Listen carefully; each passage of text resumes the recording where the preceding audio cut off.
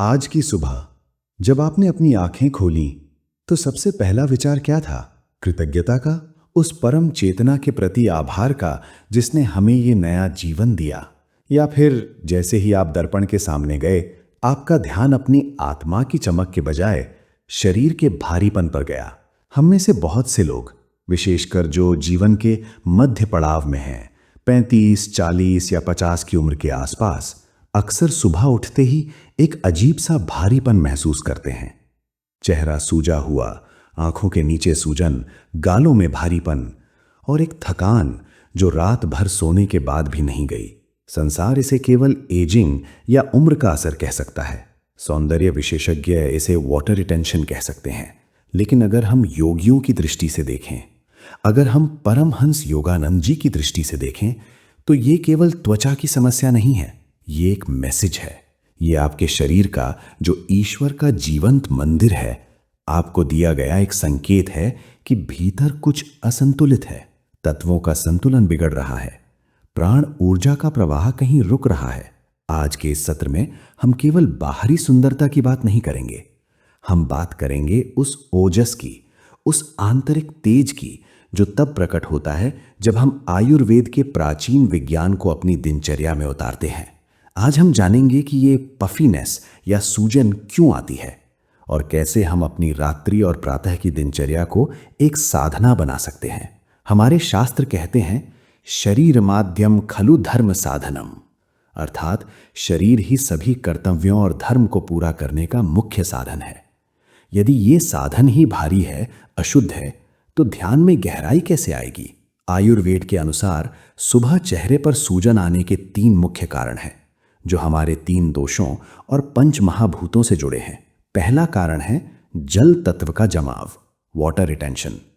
जब हम रात में विश्राम करते हैं तो शरीर का काम होता है शुद्धिकरण या डिटॉक्सिफिकेशन। लेकिन जब हमारे शरीर में विषाक्त पदार्थ अधिक होते हैं तो ये जल सही दिशा में बहने के बजाय चेहरे की कोमल उत्तकों में जमा हो जाता है। ये केवल पानी नहीं है, ये रुकी हुई भावनाएं और बासी ऊर्जा है। दूसरा कारण है प्राण का अवरोध, लिम्फैटिक ब्लॉकेज। हमारा लिम्फ सिस्टम शरीर की सफाई का काम करता है। योगानंद जी कहते थे कि हम केवल भोजन से नहीं, बल्कि ब्रह्मांडीय ऊर्जा से जीवित रहते हैं। जब ये ऊर्जा, ये प्राण प्रवाह रात में धीमा हो जाता है तो मल या वेस्ट बाहर निकलने के बजाय चेहरे पर जमा होने लगता है। और तीसरा कारण है अग्नि की मंदता, वीक डाइजेशन। जब हमारी जठराग्नि या डाइजेस्टिव फायर कमजोर होती है और पेट साफ नहीं होता तो शरीर का भारीपन चेहरे पर झलकता है। यहाँ तक कि हमारे सोने का तरीका, हमारा शयन भी एक आसन है। गलत तरीके से सोना, पेट के बल सोना, गुरुत्वाकर्षण के कारण तरल पदार्थों को चेहरे की ओर खींच ले आता है। इसे समझाने के लिए मुझे एक पुरानी कथा याद आती है। प्राचीन समय की बात है। एक प्रसिद्ध राज्य वैद्य के पास नगर के धनी व्यापारी और रानियां अक्सर एक ही प्रश्न लेकर आते थे। हे वैद्यराज, हम मखमली बिस्तरों पर सोते हैं, फिर भी सुबह उठते ही हमारा मुख कमल की तरह खिला हुआ क्यों नहीं होता? वो कुम्हलाया और सूजा हुआ क्यों लगता है? राजवैद्य मुस्कुराते और बड़ी गंभीरता से कहते, यदि तुम रात्रि को अपने शरीर से मजदूरी करवाओगे तो सुबह वो शरीर मालिक की तरह कैसे चमक सकता है? लोग चकित रह जाते। हम रात में मजदूरी कैसे करते हैं? हम तो सोते हैं। तब वैद्य समझाते कि जब तुम देर रात भारी भोजन करते हो तो तुम्हारी अंतरात्मा तो सो जाती है, लेकिन तुम्हारा पेट, तुम्हारा लिवर, तुम्हारी किडनी सारी रात उस भोजन को पचाने की मजदूरी करते रहते हैं। उन्हें विश्राम नहीं मिलता, और जब शरीर को विश्राम नहीं मिलता तो वो सुबह तुम्हें सूजन और थकान के रूप में अपना विरोध जताता है। मित्रों, ये कहानी आज भी उतनी ही सत्य है। रात शरीर के निर्माण और मरम्मत का समय है, भोजन पचाने का नहीं।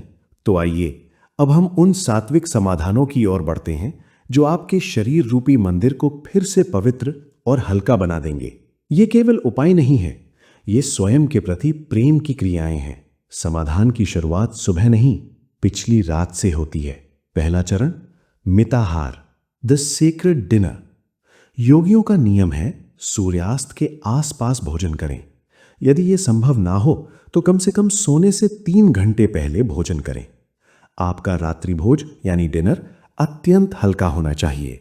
मूंग की दाल, सूप या खिचड़ी ये सुपाच्य है, सात्विक है। जब आप हल्का खाते हैं तो शरीर सारी ऊर्जा अपनी मरम्मत में लगाता है, ना कि पाचन में। दूसरा चरण, शुद्धि क्रिया, इंटरनल क्लेंजिंग। सोने से 1.5 घंटे पहले 1 गिलास गुनगुने पानी में आधा चम्मच त्रिफला का सेवन करें। त्रिफला 3 फलों का दिव्य मिश्रण आपके शरीर के विषैले तत्वों को बाहर निकालता है। यह सुनिश्चित करता है कि अगली सुबह आपका शरीर निर्मल हो। तीसरा चरण, नस्य कर्म। सोते समय गाय के शुद्ध घी की 1 या 2 बूंदें अपनी नासिका में डालें। इसे नस्य कहते हैं। ये ना केवल गहरी नींद लाता है, बल्कि ये मस्तिष्क और चेहरे की नसों को शांत करता है, जिससे आंखों के नीचे की सूजन कम होती है। ये प्राणवायु के मार्ग को चिकना और अवरोध मुक्त बनाता है। और जब ब्रह्म मुहूर्त में आपकी आंखें खुलें। चौथा चरण, ताम्र जल। रात भर तांबे के बर्तन में रखा जल पिएं। तांबा शरीर के कफ दोष को बैलेंस करता है और किडनी को डिटॉक्स करता है। ये जल अमृत समान है जो शरीर की सूजन को सोख लेता है। पांचवा चरण, ऊर्ध्व मुख मालिश, लिम्फैटिक ड्रेनेज। स्नान से पहले केवल 2 मिनट अपने चेहरे को दें। इसे अपना सौंदर्य योग समझें। थोड़ा सा तेल लें और हल्के हाथों से नीचे से ऊपर की ओर अपवर्ड स्ट्रोक्स में मालिश करें। ये दिशा महत्वपूर्ण है। ये पृथ्वी के गुरुत्वाकर्षण के विपरीत चेतना के आरोहण की दिशा है। ये जमा हुए जल को बहने में मदद करता है। छठा चरण, योग और प्राणायाम, breath of fire. Paramahansa Yogananda ji ने शरीर को ऊर्जावान बनाने के लिए एनर्जाइजेशन एक्सरसाइजेस दी थीं। चेहरे की चमक के लिए कपालभाति प्राणायाम अद्भुत है। 50 स्ट्रोक्स, ये जठराग्नि को प्रदीप्त करता है और चेहरे की कोशिकाओं तक ताज़ा ऑक्सीजन पहुंचाता है।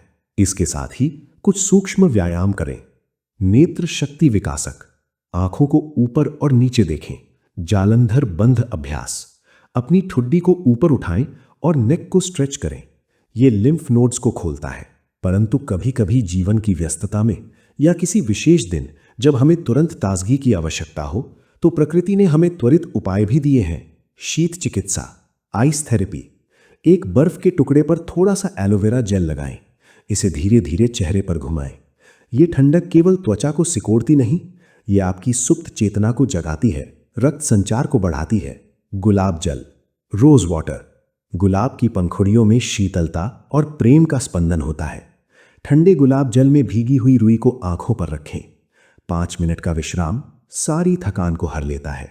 ग्रीन टी बैग्स, उपयोग किए हुए ग्रीन टी बैग्स जो एंटीऑक्सीडेंट से भरपूर हैं, आंखों की सूजन के लिए वरदान है। ये कोई कॉस्मेटिक इलाज नहीं है। ये प्रकृति के 5 तत्वों जल, पृथ्वी, वायु का उपयोग करके शरीर को पुनर्जीवित करने की विधियां हैं। परंतु याद रखें साधकों, त्याग के बिना प्राप्ति नहीं।